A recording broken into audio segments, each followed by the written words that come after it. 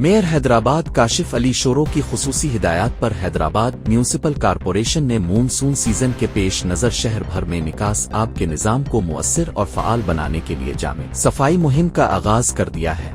اس مہم کے تحت شہر کے مرکزی برساتی نالوں، ڈرینوں اور گٹروں کی بھرپور صفائی کی جا رہی ہے تاکہ بارشوں کے دوران برساتی پانی کی بروقت نکاسی کو یقینی بنایا جا سکے اور شہریوں کو کسی بھی ممکنہ پریشانی سے محفوظ رکھا جا سکے۔ اسی سلسلے میں ٹاؤن میونسپل کارپوریشن میاں سرفراز، ٹاؤن میونسپل کارپوریشن پریٹ آباد اور ٹاؤن میونسپل کارپوریشن نیرون کوٹ حیدرآباد سے گزرنے والے ڈوم و نالے کی صفائی اور ڈی سلٹنگ کا کام تیزی سے جاری ہے۔ جاری کاموں کی نگرانی پاکستان پیپلز پارٹی کے رہنما فرید قریشی متعلقہ علاقوں کے منتخب عوامی نمائندے کر رہے ہیں، جن میں چیئرمین ٹاؤن میونسپل کارپوریشن میاں سرفراز مصطفیٰ بلال شیخ، چیئرمین ٹاؤن میونسپل کارپوریشن نیرون کوٹ، چیئرمین ٹاؤن میونسپل کارپوریشن پریٹ آباد عدنان راشد راجپوت بھی شامل ہیں۔